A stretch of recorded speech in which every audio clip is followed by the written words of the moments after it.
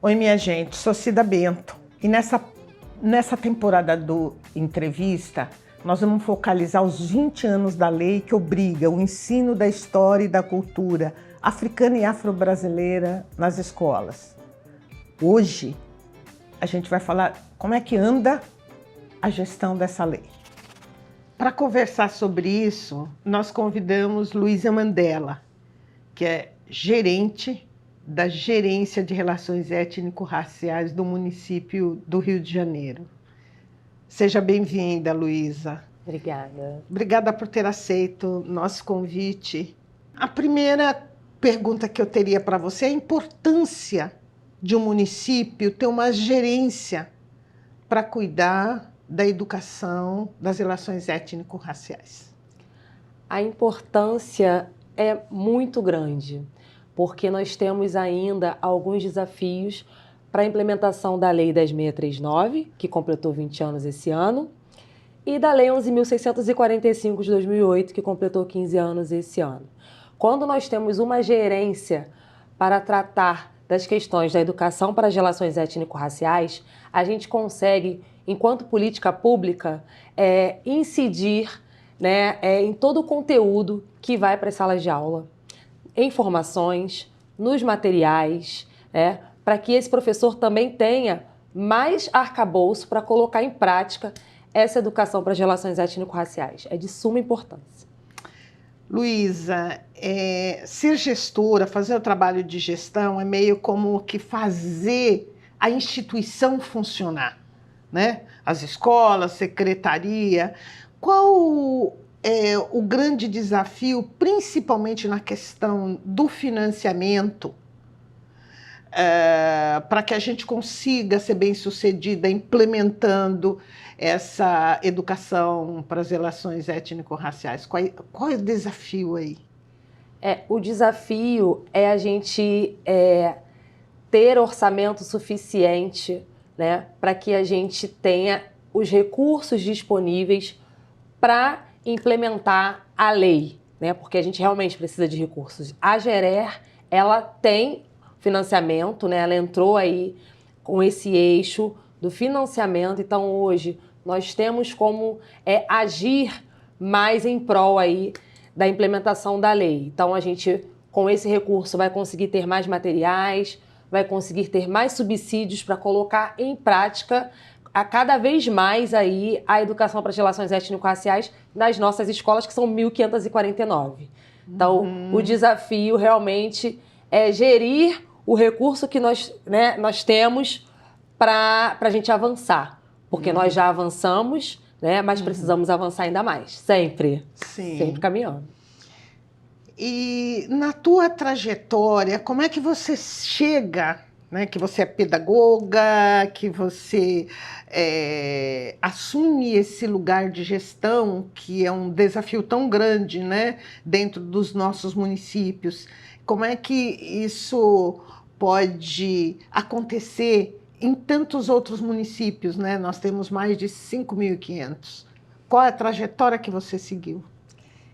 Então, eu vou falar brevemente, porque a trajetória é longa e tem os percalços, percalços que eu digo da minha parte, por muitas vezes não acreditar em que eu pudesse estar num local de liderança. Então, passou também por essa autoavaliação enquanto essa professora, pedagoga. Eu sou professora de educação infantil da rede, sou pedagoga, sou mestra em relações étnico-raciais, e quando eu entro na rede, me deparo com alunos negros majoritariamente, ali eu entendo também, não só por eles serem negros, mas também a importância da gente trabalhar a educação para as relações étnico-raciais. Então eu fui desenvolvendo um trabalho na educação infantil que ele acabou se expandindo depois que eu me tornei professora articuladora, que é coordenadora na rede, e ele foi tomando mais visibilidade e mais escopo teórico, porque quanto mais a gente estuda, porque eu sou essa professora pesquisadora, né? Que não paro de estudar. Eu preciso estudar, eu preciso aperfeiçoar a minha prática.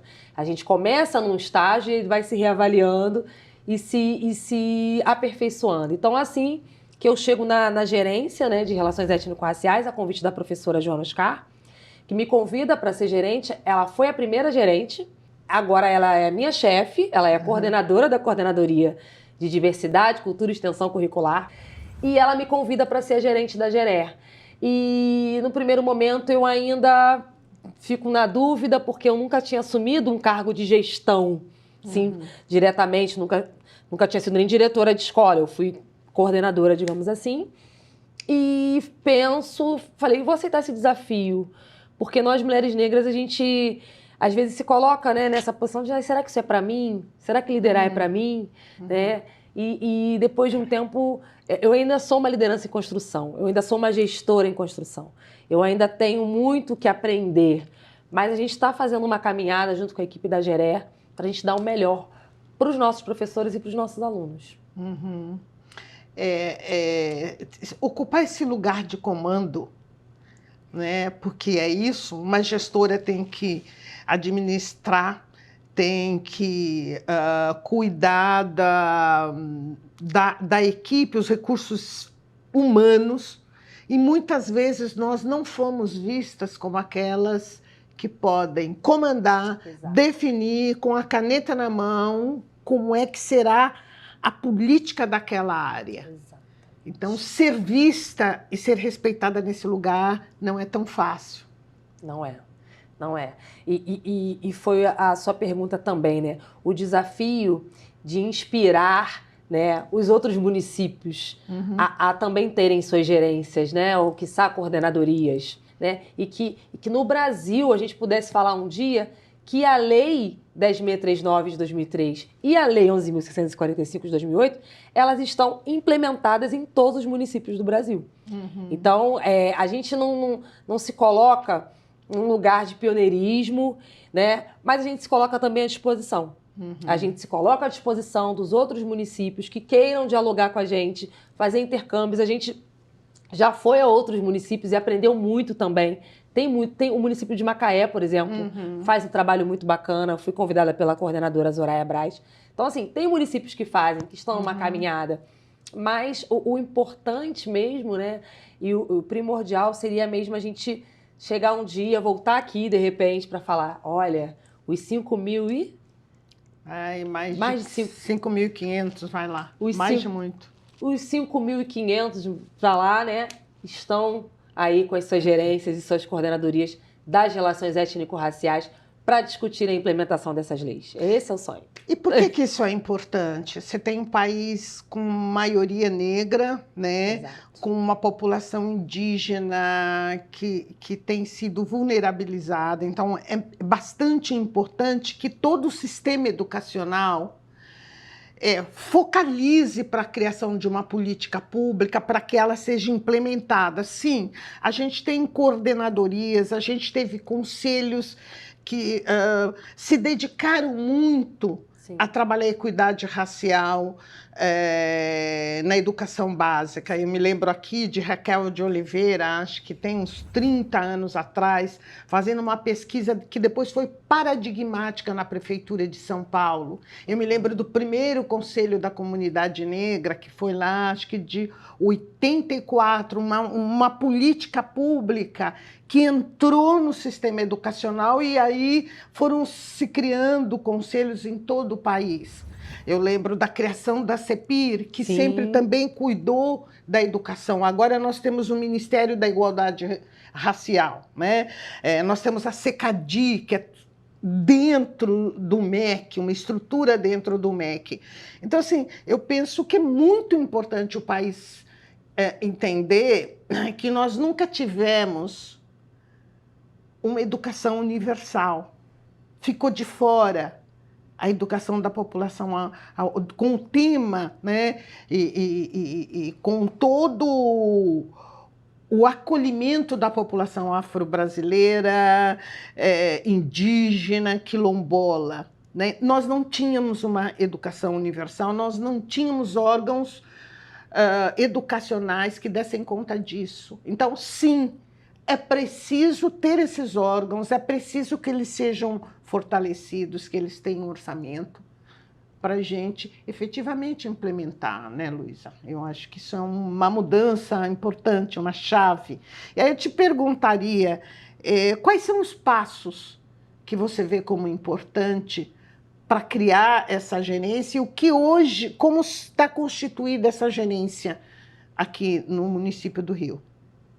Então, os passos importantes, né, como você bem disse, é ter um escopo de trabalho que garanta o orçamento, o financiamento, né, que incida nas formações, né, nos materiais, porque a formação é algo que a gente discute muito, né, que muitos professores não tiveram na sua formação docente disciplinas obrigatórias para a educação para as relações étnico-raciais. Muitas vezes as disciplinas eram optativas ou nem tinham, né? Eu na faculdade, por exemplo, eu fiz em 2005, eu não tive.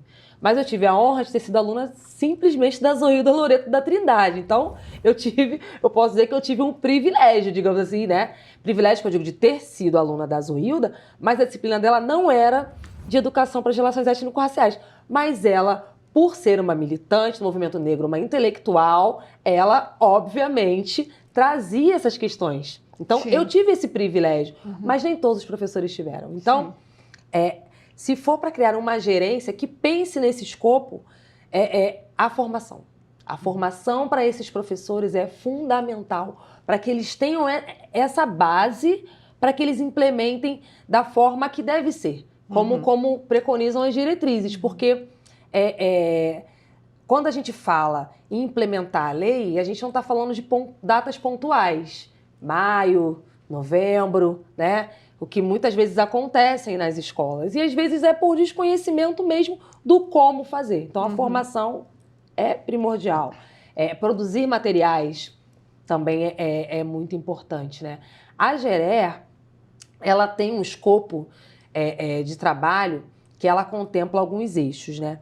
Ela está dentro da Secretaria Municipal de Educação e dentro do escopo da coordenadoria da CDSEC, né? Da Coordenadoria de Diversidade, Cultura e Extensão Curricular, que é coordenada pela Joana. Então, a Gerer, ela tem os eixos de currículo, que ela incide no material, nas formações, na discussão curricular.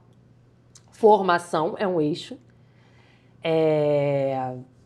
Currículo, formação, monitoramento e avaliação, orçamento e projetos intersetoriais.